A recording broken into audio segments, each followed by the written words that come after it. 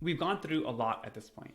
So now you have done all the legwork to align all the interviews. You've gone through all the interviews. You've gotten at least a couple offers, hopefully. And you've even talked to the recruiter about what they can adjust on. And you've told them, here's what you really care about. They've come back with numbers that are almost at what you want, or maybe they're already at what you want. Before you sign the offer, I have a very tactical piece of advice to earn you significantly more money. And this is a tactic that has been used by literally dozens of people who I've coached, and it has been super effective to squeeze out a bit more compensation, which could be life changing. So, the core idea behind this tactic that I'll share with you is that when you've made up your mind that you're comfortable to commit to a company, once they've given you the offer, you are now at the final table. You are at the final round, and due to the fact that you're willing to sign the offer, you have created leverage for yourself. You have manufactured leverage, which you can now use to juice up the offer even more. So here's what you should do. Tell the recruiter that you're willing to sign the offer immediately if they can give you the offer X, where X is a bit higher than what they offered you before. And this is something I've used to great effect in my own career. In 2017, my signing bonus at Facebook went from 30,000 to 45,000 just by saying, hey, I'm almost there. What would really push me over the edge is if you can just meet me here. Similarly for Snapchat, their signing bonus went from $10,000 to $100,000. It's a pretty enormous bump. Even for Facebook, $15,000 just for sending one email saying, hey, I will sign if you meet me here. It feels like a no-brainer, right? $15,000, it could be life-changing for some people. And so this is something that I really would encourage you to think about as you're getting near the final round, the final stage of the negotiation. So here's some sample dialogue. I'm really eager to use my experience to have a bunch of impact quickly at this company. The offer that you've presented becomes compelling if you can add a $15,000 signing bonus. I have no concern at that point to join. So basically, when you say this to the recruiter, you're effectively giving them an implicit promise, even though you didn't say it, but you're kind of telling them, hey, I will join. Just meet me here and I'm going to join. I'll sign on the dotted line.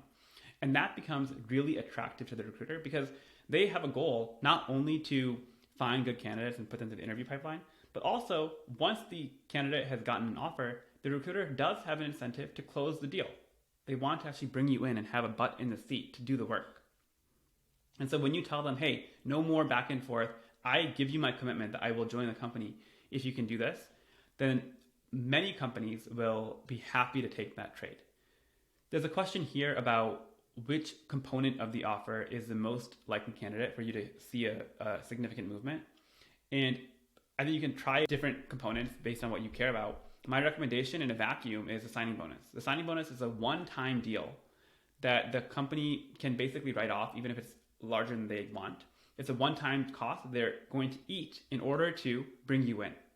And usually what I found is that the salary and equity I've talked about a lot in the negotiation, but the signing bonus is the part where there could be opportunity to still see some movement. Companies are willing to give you more for a one-time cost if they can guarantee they'll bring you in. So try that out. I mean, it's a super effective way that many people have used in order to get a little bit extra money, which could be a really nice benefit for you. At the very end of the process, of course, you are going to have to accept or reject companies. And so a few comments on this topic. One is that recruiters are often very hesitant to put things in writing. And until you've given them some sort of verbal confirmation that you want to join the company, they may not actually give you a formal offer letter, which is not ideal. So in that case, you want to be very clear, very careful about what exactly you heard and what are the terms. And you may not get an offer letter, but you can still request, hey, thank you so much for the information.